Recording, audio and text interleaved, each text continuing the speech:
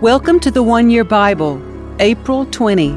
The Old Testament reading, Joshua chapter 21, verse 1, through chapter 22, verse 20. Then the leaders of the tribe of Levi came to consult with Eleazar the priest, Joshua son of Nun, and the leaders of the other tribes of Israel. They came to them at Shiloh in the land of Canaan and said, "The Lord commanded Moses to give us towns to live in, and pasture lands for our livestock. So by the command of the Lord, the people of Israel gave the Levites the following towns and pasture lands out of their grants of land. The descendants of Aaron, who were members of the Kohathite clan within the tribe of Levi, were allocated 13 towns that were originally assigned to the tribes of Judah, Simeon, and Benjamin. The other families of the Kohathite clan were allotted 10 towns from the tribes of Ephraim, Dan, and the half-tribe of Manasseh. The clan of Gershon was allotted 13 towns from the tribes of Issachar, Asher, Naphtali, and the half-tribe of Manasseh in Bashan. The clan of Merari was allotted 12 towns from the tribes of Reuben, Gad, and Zebulun. So the Israelites obeyed the Lord's command to Moses and assigned these towns and pasture lands to the Levites by casting sacred lots.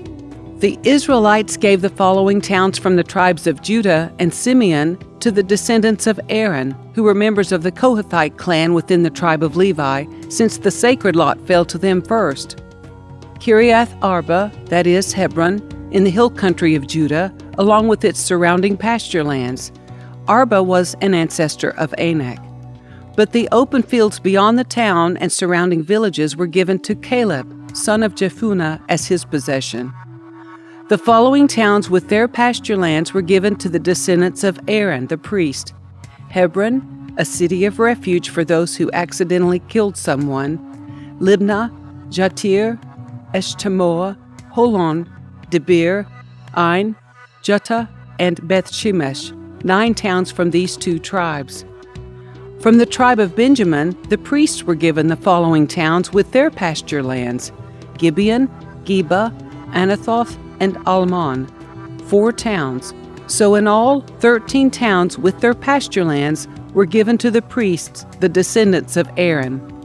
The rest of the Kohathite clan from the tribe of Levi was allotted the following towns and pasture lands from the tribe of Ephraim: Shechem in the hill country of Ephraim, a city of refuge for those who accidentally killed someone; Gezer, Gibzam, and Beth Horon, 4 towns. The following towns and pasture lands were allotted to the priests from the tribe of Dan: Eltekeh, Gibbethon, Aijalon, and Gath-Rimmon, 4 towns. The half-tribe of Manasseh allotted the following towns with their pasture lands to the priests: Taanach and Gath-Rimmon, 2 towns. So in all, 10 towns with their pasture lands were given to the rest of the Kohathite clan. The descendants of Gershon, another clan within the tribe of Levi, received the following towns with their pasture lands from the half-tribe of Manasseh: Golan in Bashan, a city of refuge for those who accidentally killed someone, and Be'eshterah, 2 towns. From the tribe of Issachar, they received the following towns with their pasture lands: Kishion, Dabarath, Jarmuth, and Enganim, 4 towns. From the tribe of Asher, they received the following towns with their pasture lands: Mishal, Abdon, Helkath, and Rehob, 4 towns. From the tribe of Naphtali, they received the following towns with their pasture lands: Kadesh in Galilee, a city of refuge for those who accidentally killed someone; Harmoth-Do, and Kartan, 3 towns. So in all, 13 towns with their pasture lands were allotted to the clan of Gershon. The rest of the Levites, the Merari clan, were given the following towns with their pasture lands from the tribe of Zebulun: Jokneam, Karta, Dimnah, and Nahalal, 4 towns. From the tribe of Reuben, they received the following towns with their pasture lands: Bezer, Jahaz, Kedemoth, and Mephath, 4 towns. From the tribe of Gad, they received the following towns with their pasture lands: Ramoth in Gilead, a city of refuge for those who accidentally killed someone; Mahanaim, Heshbon, and Jazer, 4 towns.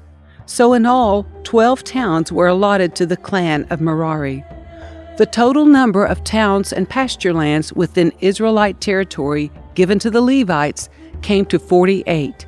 Every one of these towns had pasture lands surrounding it. So the Lord gave to Israel all the land he had sworn to give their ancestors, and they took possession of it and settled there. And the Lord gave them rest on every side, just as he had solemnly promised their ancestors. None of their enemies could stand against them, for the Lord helped them conquer all their enemies. Not a single one of all the good promises the Lord had given to the family of Israel was left unfulfilled. Everything he had spoken came true. Then Joshua called together the tribes of Reuben, Gad, and the half-tribe of Manasseh. He told them, "You have done as Moses, the servant of the Lord, commanded you, and you have obeyed every order I have given you. During all this time you have not deserted the other tribes. You have been careful to obey the commands of the Lord your God right up to this present day. And now the Lord your God has given the other tribes rest, as he promised them. So go back home to the land that Moses, the servant of the Lord, gave you as your possession on the east side of the Jordan River. But be very careful to obey all the commands and the instructions that Moses gave to you. Love the Lord your God. Walk in all his ways. Obey his commands. Hold firmly to him and serve him with all your heart and all your soul." So Joshua blessed them and sent them away, and they went home. Moses had given the land of Bashan, east of the Jordan River, to the half-tribe of Manasseh. The other half of the tribe was given land west of the Jordan. As Joshua sent them away and blessed them, he said to them, "Go back to your homes with the great wealth you have taken from your enemies, the vast herds of livestock, the silver, gold, bronze, and iron, and the large supply of clothing. Share the plunder with your relatives." So the men of Reuben, Gad, and the half-tribe of Manasseh left the rest of Israel at Shiloh in the land of Canaan. They started the journey back to their own land of Gilead, the territory that belonged to them according to the Lord's command through Moses.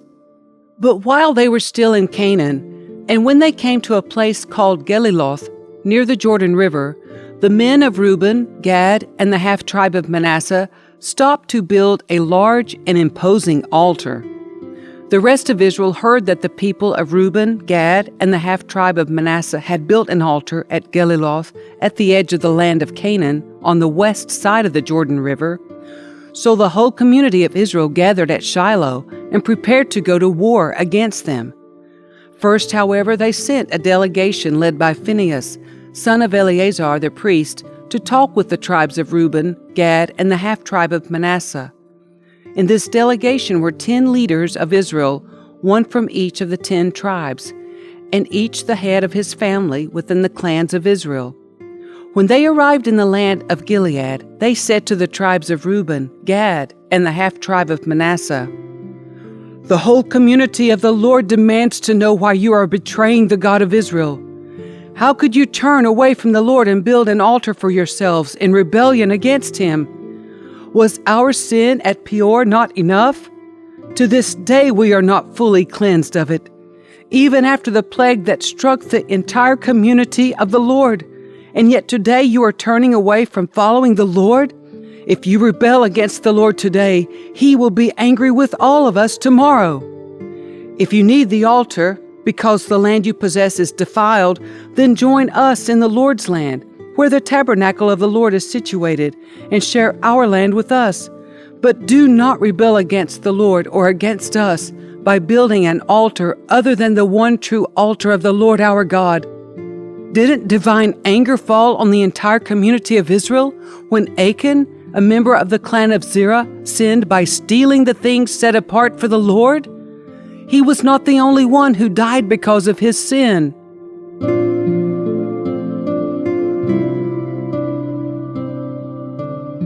The New Testament reading, Luke chapter 20, verses 1 through 26. One day as Jesus was teaching the people and preaching the good news in the temple, the leading priests, the teachers of religious law, and the elders came up to him. They demanded, "By what authority are you doing all these things? Who gave you the right?" "Let me ask you a question first," he replied. "Did John's authority to baptize come from heaven, or was it merely human?" They talked it over among themselves. "If we say it was from heaven, he will ask why we didn't believe John. But if we say it was merely human, the people will stone us because they are convinced John was a prophet." So they finally replied that they didn't know. And Jesus responded, "Then I won't tell you by what authority I do these things." Now Jesus turned to the people again and told them this story. A man planted a vineyard, leased it to tenant farmers, and moved to another country to live for several years. At the time of the grape harvest, he sent one of his servants to collect his share of the crop. But the farmers attacked the servant, beat him up, and sent him back empty-handed. So the owner sent another servant, but they also insulted him, beat him up, and sent him away empty-handed. A third man was sent, and they wounded him and chased him away. "What will I do?" the owner asked himself. "I know, I'll send my cherished son. Surely they will respect him." But when the tenant farmers saw his son, they said to each other, "Here comes the heir to this estate. Let's kill him and get the estate for ourselves." So they dragged him out of the vineyard and murdered him. "What do you suppose the owner of the vineyard will do to them?" Jesus asked. "I'll tell you, he will come and kill those farmers and lease the vineyard to others." "How terrible that such a thing should ever happen," his listeners protested. Jesus looked at them and said, "Then what does this scripture mean? The stone that the builders rejected has now become the cornerstone. Everyone who stumbles over that stone will be broken to pieces, and it will crush anyone it falls on." The teachers of religious law and the leading priests wanted to arrest Jesus immediately because they realized he was telling the story against them. They were the wicked farmers, but they were afraid of the people's reaction. Watching for their opportunity, the leaders sent spies pretending to be honest men. They tried to get Jesus to say something that could be reported to the Roman governor so he would arrest Jesus. "Teacher," they said, "we know that you speak and teach what is right and are not influenced by what others think. You teach the way of God truthfully. Now tell us, is it right for us to pay taxes to Caesar or not?" He saw through their trickery and said, "Show me a Roman coin. Whose picture and title are stamped on it?" "Caesar's," they replied. "Well then," he said, "give to Caesar what belongs to Caesar, and give to God what belongs to God." So they failed to trap him by what he said in front of the people. Instead, they were amazed by his answer, and they became silent.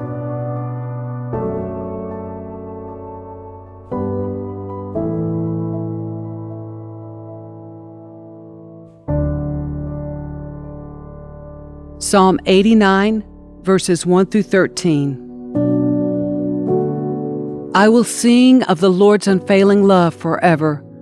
Young and old will hear of your faithfulness. Your unfailing love will last forever. Your faithfulness is as enduring as the heavens.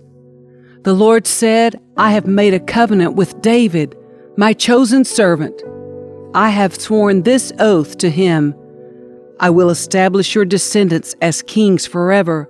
They will sit on your throne from now until eternity. All heaven will praise your great wonders, Lord. Myriads of angels will praise you for your faithfulness. For who in all of heaven can compare with the Lord? What mightiest angel is anything like the Lord? The highest angelic powers stand in awe of God.